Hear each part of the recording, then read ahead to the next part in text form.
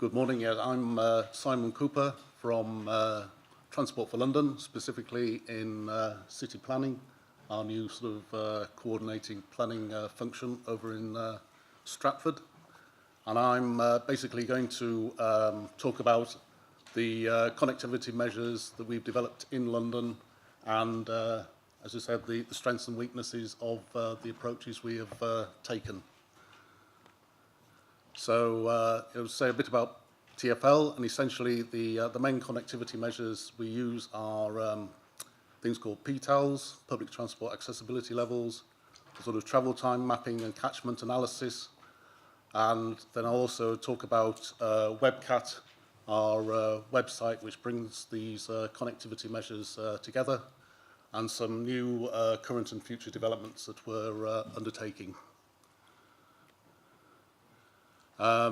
I'm sure you all know about Transport for London, but just to say that TfL is one of the Greater London Authority's functional bodies and is directly accountable to the elected Mayor Sadiq Khan.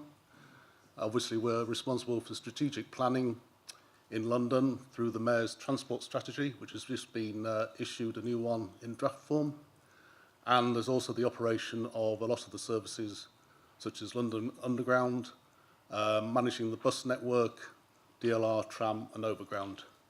I was saying city planning, where I work, is responsible for delivering an integrated, effective and efficient strategy and planning function. So within my specific area, we include the strategic models, which are used to support the Mayor's transport strategy, which is written in our department, and there's various other areas as well, like major projects, etc. So moving on to the connectivity measures in TfL. The first one are the public transport accessibility levels, or as we call them, PTALs. And in a way, they are the simplest measure of connectivity, in the sense that for any location in London, they basically combine walk time from the sort of origin point or the point of interest and to the transport access points, the stations and bus stops, and then combine that walk time with service wait time to give a measure of connectivity to the public transport network.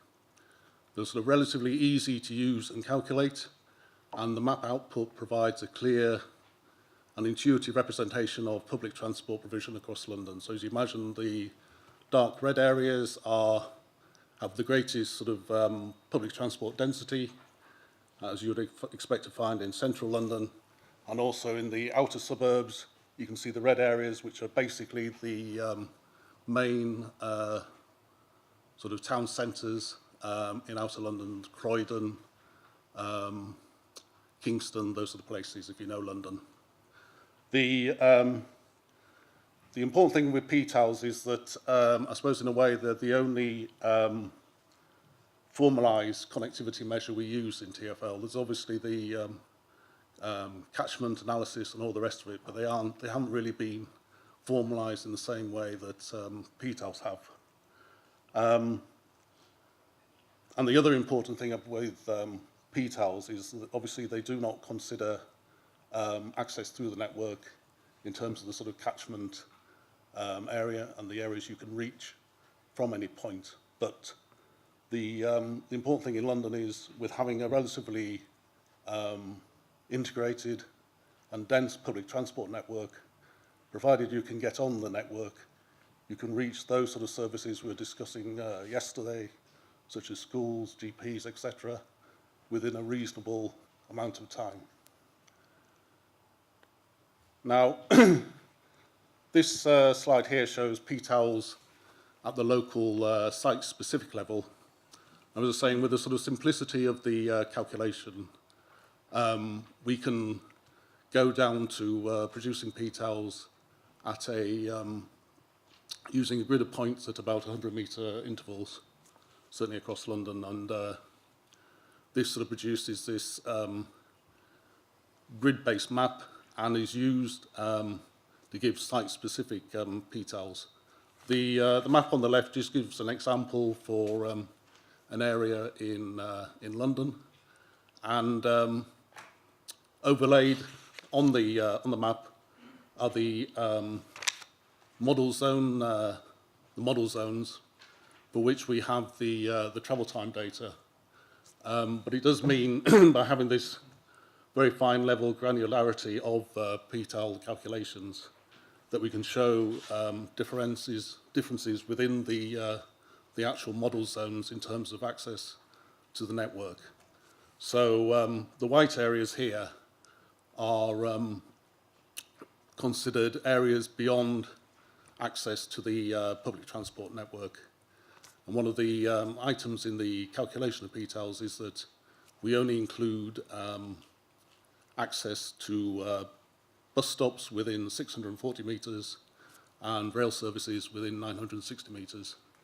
And so those areas are beyond those measures and appear in white. But then obviously you can identify other areas which are relatively close to good transport access. Now, I was saying we formalised this sort of measure because it appears in the London plan. And the box below shows the London plan, which is the sort of economic strategic plan for London.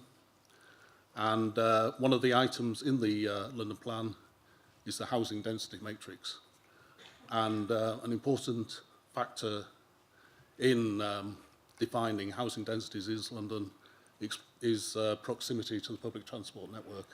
So essentially where you have good access to the network, you can support higher housing densities compared to areas with low access to the network.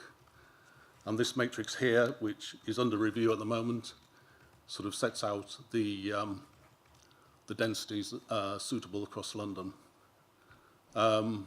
The other areas where p-tals are used in the London plan is in the parking provision, car park provision in residential developments. And again, the idea is that a development close to good public transport access should require less parking provision than areas beyond that.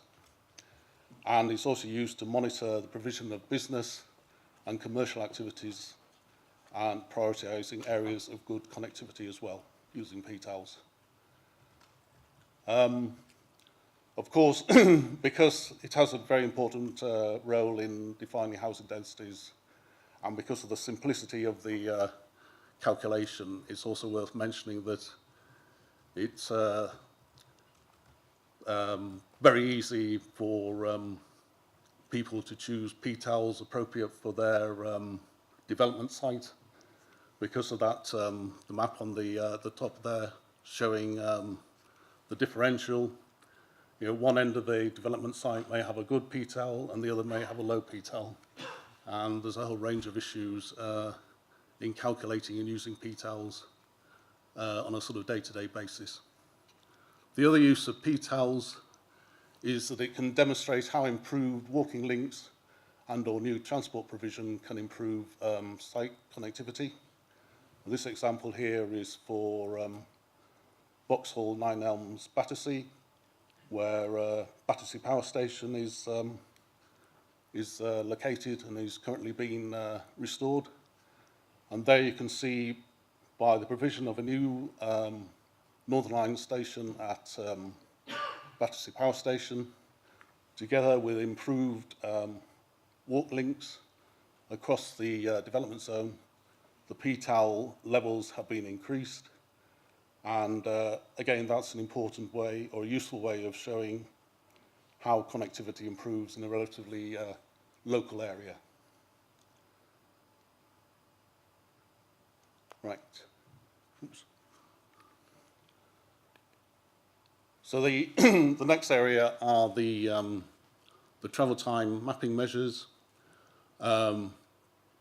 measuring connectivity in terms of how far you can get through the network for any combination of locations. And this really is just an example map showing travel times to Stratford in East London based on census output areas. This is actually using another model we have in TfL called Capital, which combines, or rather uses the strategic model networks from a model called RailPlan, but rather than using the model zoning system, we can link it with a GIS to, in this case, the census output areas to get more granularity, and also linking it to the census output population demographic data.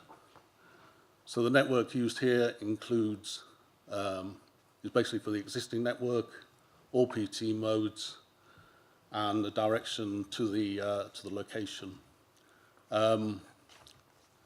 The next slide shows various examples of how we would use that sort of analysis, because it is a very powerful way of showing connectivity improvements in London through mapping. On the right, we've got travel times from Abbey Wood in East London with and without Crossrail. The bottom one shows with Crossrail the new rail link linking East and West London, which will be open sometime towards the end of next year. And obviously, currently, Abbey Wood is not that well connected, but with the opening of Crossrail, we will see improved links to central London and further across to West London. And similarly, with these sort of maps, obviously, the travel time outputs and graphics are very useful for display purposes, but we can also use them in terms of the catchment characteristics, in terms of the number of jobs or people or other activities can be reached within those times. And again, similar examples on the left is, top left is North Greenwich, which was one of the new stations for the extended Jubilee line to Canary Wharf, which was relatively, well, very poorly connected previously. The red catchment area is the 60-minute catchment area pre-Jubilee line, and the blue shows the extent that it was improved once the Jubilee line was opened. The bottom one again is a similar example of how we would combine 45-minute travel time catchments to the nearest large town centre in London. I think these are just really general examples of how, rather than providing defined and standardised measures, it's using our tools and analysis to produce outputs like this, to support various policies and various case making and business case analysis. The other sort of catchment area analysis which we also undertake is similar. In the previous examples, we would produce a map for Stratford and come up with the catchment statistics for that location. But similar to the example you gave for the Netherlands, this map aggregates the map on the left, the population within 45 minutes travel time of each zone across London. And similarly, the map on the bottom right shows the number of jobs, again, within 45 minutes of each zone. And these sort of more strategic connectivity outputs are used in our studies, such as the Mayor's Transport Strategy, to show how connectivity improves and also how growth in jobs affects and growth in population affects connectivity across London. To a certain extent, you have to be careful how these sort of maps are interpreted, because if you're trying to show the connectivity improvements, it was best to use the same sort of employment or population data for both. Otherwise, the change could just be due to the growth, the overall growth in population and jobs.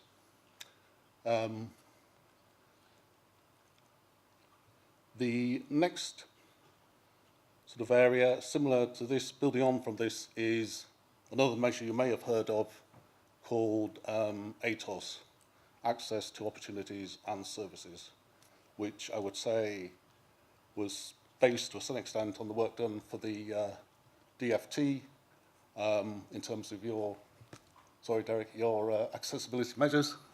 And we looked at this in London as well. So basically, similar to some of the DFT's work, we were looking at developing a measure to quantify access to a basket of essential services, including schools, GP surgeries, food shopping, jobs, and also we included open spaces as well within our analysis. I think, as I mentioned, so what we did, this map on the top right is based on the census lower super output areas, and for each zone we calculated the travel times from the sort of zone population weighted centroid to the nearest services, and came up with an index of access based on, I suppose, on proximity and travel time.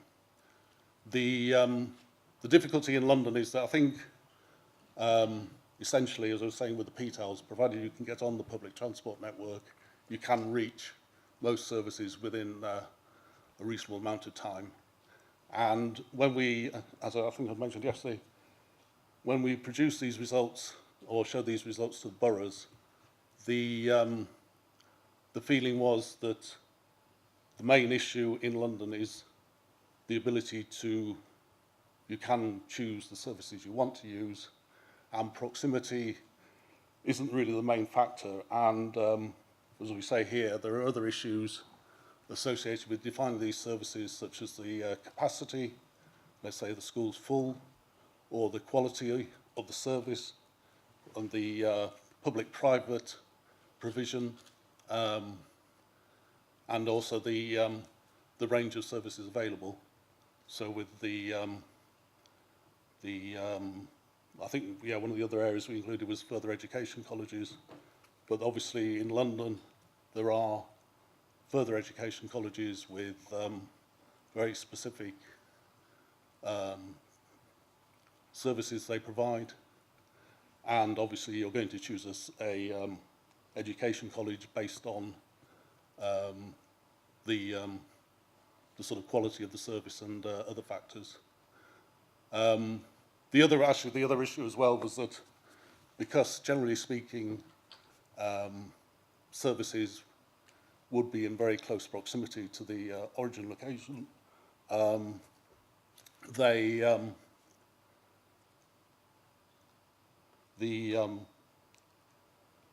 when I suppose Transport for London is a transport provider, and our main interest is the transport network, and there is a great deal of interest in how our services improve. But when access is by walking only or by bus, you're not really going to show any improvements by, let's say, including Crossrail or other major schemes in this sort of analysis.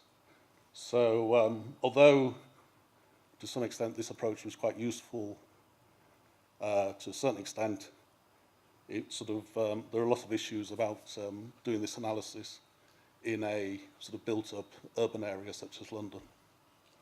The map on the bottom here is actually a similar sort of analysis to the previous examples where we showed population employment within 45 minutes.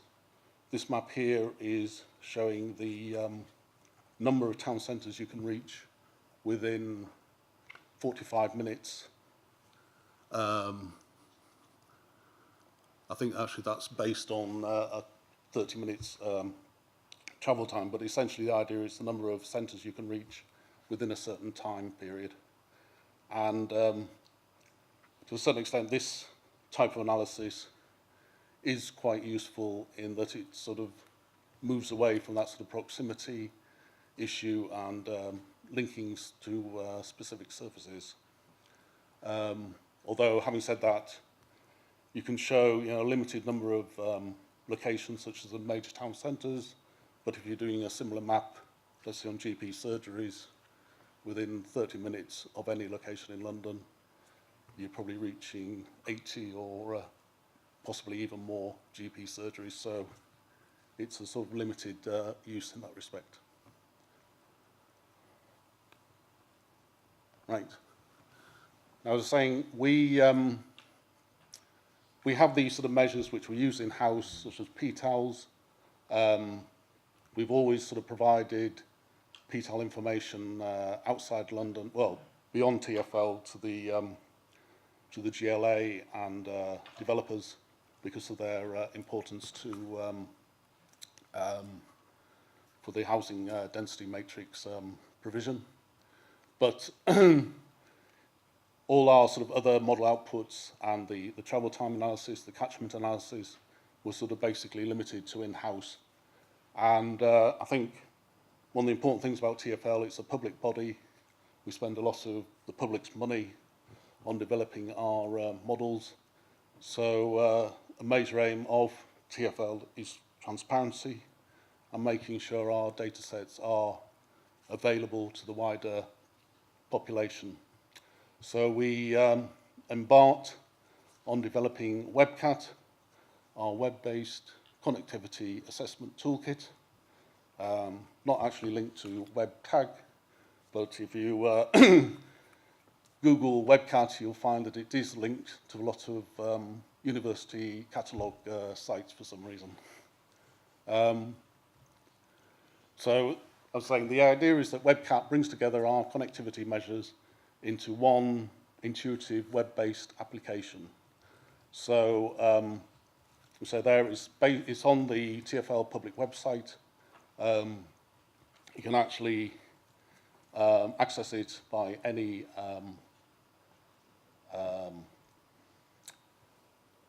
platform, PC, phone, tablet. And what we include are PTALs, travel time mapping, catchments and statistics, and a comparison tool allowing you to compare travel times for different variables. And I was saying earlier, rather the only sort of measure we have as such in terms of connectivity is PTALs, but what we aimed to produce was a flexible system that can accommodate for any user's requirements. So for any one particular location, let's say a commercial site will be interested in the number of employees that could reach their new site, but the same location for a residential site will be interested maybe in the number of jobs that can be reached from that site. So it's accommodating for the different requirements from various users. And on the map here, on the slide on the right is the sort of basic WebCat screen, and we also have the PTAL analysis available. I should also mention as well that the WebCat data sources are from our strategic models. So for PTALs, we use rail plan outputs, which provides the service definitions for current and future PTAL calculations. In terms of the travel time analysis, journey time matrices are used from rail plan and also our cycling model, Cinnamon. And we also include the population and employment forecasts for the catchment analysis, which are defined by the GLA in terms of the current population and employment moving forward to up to 2041, 2051. And we also use the zoning systems from Railplan to display the travel time outputs. So in terms of WebCat and PTALs, we've seen the map, which gives us a strategic view of PTALs across London, but you also have the view of PTALs at the sort of grid level, and we produce the reports, which provides complete transparency and the ability for people to question the walk distances from each grid point to the nearest bus stop and rail station. Then with the WebCat and the travel time analysis, we, because we're linked to the strategic models, in terms of the catchment analysis, the user can define the year, the current year, basically 2011, but also for the future, 2031, 2041, which essentially includes the 2021, things like Crossrail, and then up to 2041, there's various other improvements or schemes. There's also the breakdown of modes, all PT, bus only, and step free. Time of day, although essentially the time of day doesn't make that much difference because there's a fairly even service across the days in London. And similarly with direction to and from, there will be a difference, I suppose, in the morning peak, possibly. Then you can also generate the catchment bar charts, compare the travel times, and alter the travel times to suit your analysis. And then just a quick slide with the catchment analysis, which shows you how many people or jobs there are within each mapped travel time band. And you can obviously view that for the same location, view the current sort of 2011 census working age population, and compare that with the situation in 2021, either with the 2021 population or using the 2011 population to view the sort of travel time, the transport network impacts. And then again, the data sets available include population, economically active, etc. But on the right, we also include these sort of access to service type data sets, such as the town centres, health services, and educational establishments. And to a certain extent, these are sort of example cases, and I think in the future, we would want to develop this further to include other services, perhaps. Now, moving on to current and future developments. Oops. I'll just mention that, as I mentioned earlier, we've got a new 2017 Mayor's Transport Strategy, and the view is by 2041, London will have a population of about 10.5 million and 6.8 million jobs.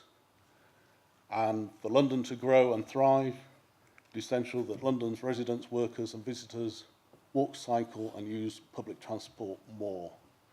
And one of the main aims of the strategy is that by 2041, 80% of all Londoners' trips, currently 64%, will be made on foot, by cycle or by public transport. Partly this is to sort of reduce crowding on the public transport network by encouraging more cycling and pedestrian transport. But there's also another factor is the health benefits brought about by having a more active population in terms of walking and cycling. And our connectivity measures will reflect some of these aims and include all these modes in our analysis. So one example, so moving on first to WebCat, we hope to include additional travel time data sets. One of the main areas of contention is the highway travel times. Transport for London came from London Transport, which is a public transport body. So there's always been an emphasis on the public transport network. But obviously, especially in outer London, the car is very important. And in something like WebCat, we have found that it is useful to be able to show car times and compare car times to cycling times, especially in the future when increased congestion will make cycling even more attractive. We'll also want to include more walking analysis and also include additional catchment data sets, employment sectors. We have a split of white and blue collar and also new service locations. As I said earlier, we don't formalise our measures, but to a certain extent, producing a graph that shows you have access to 2.5 million jobs in 45 minutes, just how useful does that mean? Good connectivity, or is it bad? In terms of the actual measures, I think it was mentioned yesterday about one of the areas we want to include cycling is in PTALs, with the intention of extending the access distance to all rail stations. It means that new areas have potential for further residential development, although this is the general concept. But I think we'll be quite careful how we use this sort of analysis, because it's included in the draft mayor's transport strategy, and developers would say, well, if we've got a couple of stations within cycling distance, so we can bump up the housing densities. But in reality, it's there really as a means for a sort of informed discussion between the boroughs and the developers, with the intention that you could see that there is the potential for access to station A, B and C, but that would require further investment in terms of cycle parking, improved cycle links around the local area, and also cycle infrastructure at the housing development. The other area we'll be looking at is walking connectivity. We've done a lot of this in the past, but with the Mayor's transport strategy, there's a greater emphasis on walking in London. These are just a few examples of how we would, or have looked at walking. On the right is looking at access to local town centres. Fairly straightforward to produce some of this analysis, and also including other services. We can look at sustainable neighbourhoods. We will also use PTALs. In a way, PTALs is already a walking model, looking at walking access to the public transport services. And on the bottom left there is a map. The pink areas is where there's only walk access to bus services. The blue is bus plus rail services. And it's interesting for us, looking in central London, there are large areas where there is only access to bus services in central London. And then on the right is another example where we combine PTALs with walk access to food shopping to show areas where there may well be low public transport access, but you have local good access to food or other services. Then some final thoughts, which we included in the paper. These include what is the right balance between providing technical detail and complex measures versus ease of interpretation. And to a certain extent, with WebCat, we put our sort of measures or data on the web to make it available. But who are the key audiences for these types of measures, and should we be sort of tailor it more to certain user groups. There's also an issue about using more real-time data to base our connectivity analysis on. We're using the strategic models because one of our main interests really is what happens now compared to what happens in the future. But certainly for a lot of service providers, such as the NHS, their main interest is the sort of situation now and the most detailed network possible. And again, the issue of highway measures, there's all of these concerns around comparability also of public and private modes. Obviously with car travel, you have the issue of parking and car ownership compared to just using the public transport network where you'd turn up and go.